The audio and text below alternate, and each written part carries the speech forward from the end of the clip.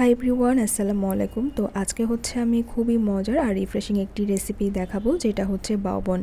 যারা হচ্ছে এর আগে এই রেসিপিটি ট্রাই করেছেন তারা তো জানেনই এটা টেস্ট কেমন হয়, আর যারা এখনও পর্যন্ত ট্রাই করেনি তারা একবার হলেও ট্রাই করে দেখবেন। তো আশা করি আমার আজকের রেসিপিটি আপনাদের ভালো লাগবে। বাউবনের ডোটা প্রথমে তৈরি করে নিব। তো এখানে আমি ময়দা নিয়েছি 1.5 কাপ, তার সাথে দিচ্ছি গুঁড়ো দুধ 1 টেবিল চামচ, চিনি দিয়েছি 1 টেবিল চামচ, লবণ হচ্ছে 1/2 চামচ, আর ইস্ট দিয়েছি 1.5 চা চামচ। এবার সব কিছু খুব ভালো করে মিশিয়ে তার সাথে দিচ্ছি আমি নর্মাল টেম্পারেচারের পানি প্রয়োজন মতো। পানিটা দিয়ে হচ্ছে আমরা সফট ডো তৈরি করে নিব। এবার 1 টেবিল চামচ তেল দিয়ে এটাকে হচ্ছে 6 থেকে 7 মিনিটের মতো খুব ভালো করে মথে নিব। মথি নেওয়া হয়ে যাওয়ার পর এবার হচ্ছে এটাকে ঢেকে গরম জায়গায় রেখে দিব 1 ঘন্টার জন্য। এটা ফুলের ডাবল হয়ে যাবে। অন্যদিকে স্টাফিংয়ের জন্য চিকেন নিয়েছি 1 কাপ। এখন দিচ্ছি 1/2 চামচ করে আদা বাটা, রসুন বাটা, লাল মরিচের গুঁড়ো, আর দিয়েছি কাশ্মীরি লাল মরিচের গুঁড়ো। এটা হচ্ছে অপশনাল, না দিলেও হবে। কালো গোলমরিচের গুঁড়ো দিয়েছি 1/4 চা চামচ, বারবিকিউ মশলা দিয়েছি 1/2 চামচ, এটা চাইলে না দিলেও হবে। ধনে গুঁড়ো দিয়েছি 1/4 চা চামচ, জিরা গুঁড়ো দিয়েছি 1/4 চা চামচ। টক দই দিয়েছি 2 টেবিল চামচ, চাইলে এর পরিবর্তে আপনারা লেবুর রসটাও দিতে পারেন।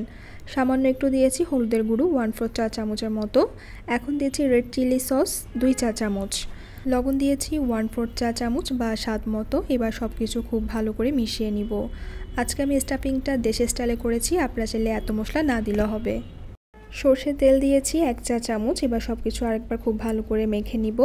আর আপনারা চাইলে এই পর্যায়ে এটাকে আধা ঘন্টার মতো রেস্টে রাখতে পারেন। কড়াইতে হচ্ছে আমি 1 টেবিলের মতো তেল দিয়ে তাতে হচ্ছে চিকেনটা দিয়ে দিব। এই পর্যায়ে আপনারা চাইলে কিছুটা পানিও দিতে পারেন। আমি এখানে 1/4 কাপের মতো পানি দিয়েছি। তাছাড়া চিকেন থেকেও কিন্তু পানি বের হবে। আর এটা রান্না করতে কিন্তু বেশি সময় লাগে না, 15 মিনিটের মধ্যে কিন্তু এটা হয়ে যাবে, মানে 12 থেকে 15 মিনিট লাগবে এটা করতে। তো এটা হচ্ছে আমাদের হয়ে গেছে। আর আমরা হচ্ছে এটাকে খুব বেশি ড্রাই করব না, এই ধরনের মাখো মাখো করে নামাবো। অন্যদিকে বাউবনগুলো স্টিম করার জন্য স্টিমারে অয়েল ব্রাশ করে নিব। আপনারা যদি বাটার পেপার ব্যবহার করেন সেক্ষেত্রে অয়েল ব্রাশ না করলেও হবে। আর এদিকে হচ্ছে আমাদের বাউবনের ডোটা ফুলে ডাবল হয়ে গেছে। এবার আমি হচ্ছে চেপে চেপে ভিতরে যে বাতাসটা আছে এটা বের করে দিব। আর এটাকে 6টা পোর্শনে ভাগ করে নিব। প্রতিটা পোর্শনকে হচ্ছে আগে স্মুথ করে বল করে নিতে হবে, যাতে কোনো ফাটল না থাকে।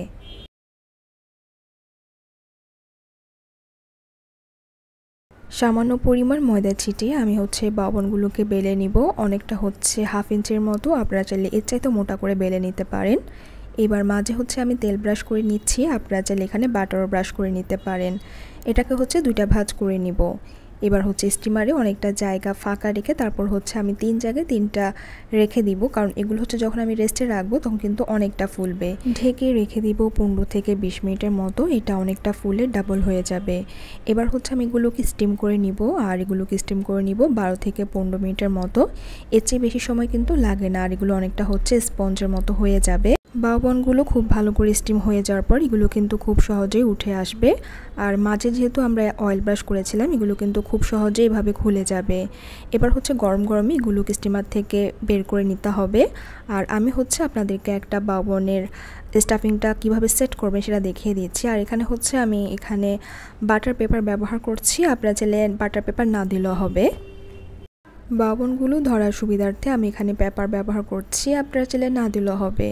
এবার হচ্ছে আমি আমার পছন্দ মতো এগুলোকে সাজিয়ে নিচ্ছি। আমি দিয়েছি এখানে মেয়োনিজ, রেড চিলি সস, আপনারা চাইলে টমেটো সসটাও দিতে পারেন। দিয়েছি এখানে শসা আর হচ্ছে টমেটো। এবার হচ্ছে স্টাফিংটা দিয়ে দিব।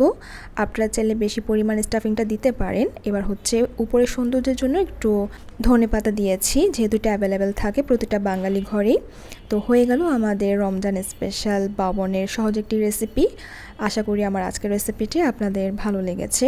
আল্লাহ হাফেজ।